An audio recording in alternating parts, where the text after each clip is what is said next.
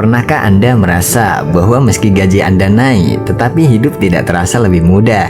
Seolah-olah Anda sedang berlari di atas treadmill, terus bergerak cepat, namun tetap di tempat yang sama.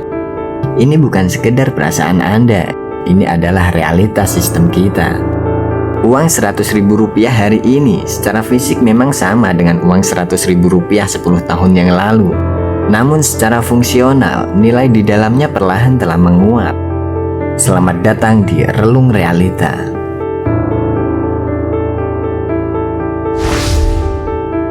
Hari ini kita tidak hanya akan bicara soal harga barang yang naik, tapi kita akan membedah mesin besar di dalam kerangka ekonomi dunia. Bagaimana inflasi diciptakan, mengapa suku bunga menjadi remote control kehidupan Anda, dan bagaimana kebijakan di Washington atau London bisa membuat tabungan Anda kehilangan kekuatannya. Inflasi bukan sekedar harga naik. Banyak orang mengira inflasi adalah fenomena alam seperti hujan, padahal inflasi seringkali adalah hasil desain. Secara fundamental, inflasi terjadi ketika terlalu banyak uang mengejar terlalu sedikit barang. Mari kita bedah dua pemicunya. Pertama, demand pull inflation. Ini terjadi ketika ekonomi terlalu panas.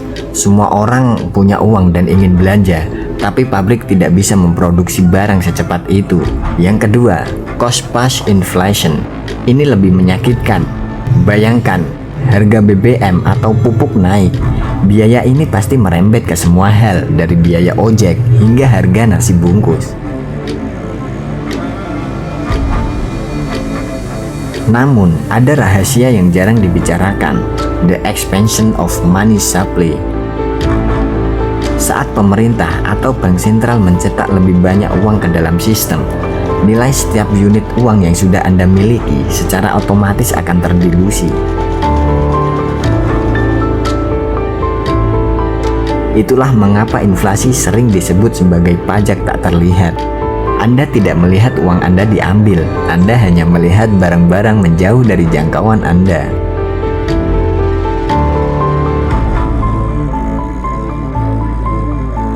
Lalu, siapa polisi yang menjaga agar uang kita tidak menjadi sampah?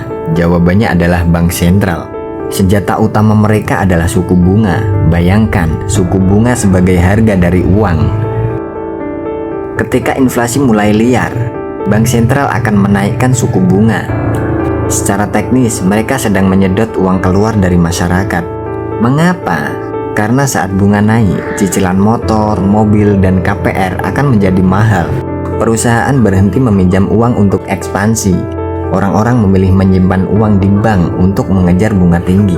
Ekonomi melambat, permintaan turun, dan harga-harga teorinya akan stabil. Namun, ini adalah pedang bermata dua. Jika tingginya bunga terlalu lama, ekonomi bisa mati suri. Perusahaan bangkrut dan PHK massal terjadi. Inilah seni tingkat tinggi dalam ekonomi, menjaga agar mesin tetap hangat tapi tidak meledak.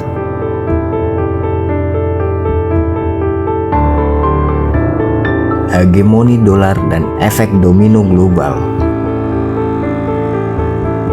Kita tidak hidup di pulau terisolasi, kita hidup di bawah payung besar bernama dolar supremasi. Karena dolar adalah mata uang cadangan dunia, hampir semua komoditas dari minyak hingga gandum dihargai dalam dolar.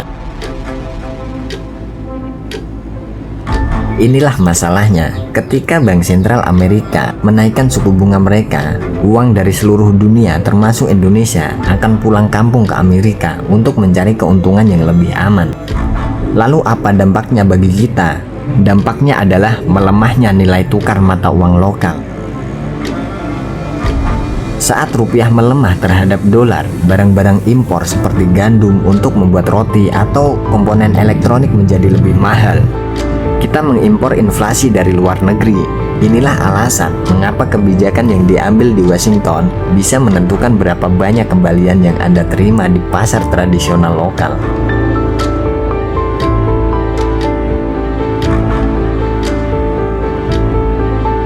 Strategi bertahan.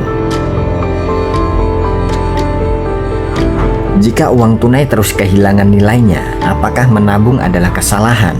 Tidak sepenuhnya, tapi menabung hanya dalam bentuk tunai adalah resep untuk menjadi miskin secara perlahan.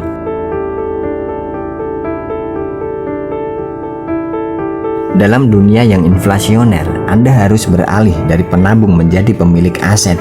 Contohnya aset produktif, emas, saham perusahaan yang sehat, dan properti. Kenapa harus aset produktif? Karena aset produktif adalah benda-benda yang nilainya cenderung naik, mengikuti atau melampaui inflasi. Lalu kenapa emas? Karena emas telah menjaga kestabilan nilai daya beli manusia selama ribuan tahun. Dan kenapa harus saham perusahaan yang sehat? Karena saham perusahaan yang sehat itu akan memberikan Anda bagian dari pertumbuhan ekonomi. Pilih perusahaan yang memiliki nilai nyata, bukan sekedar angka yang dimainkan. Terus kalau properti akan memberikan perlindungan fisik sekaligus nilai yang terus naik.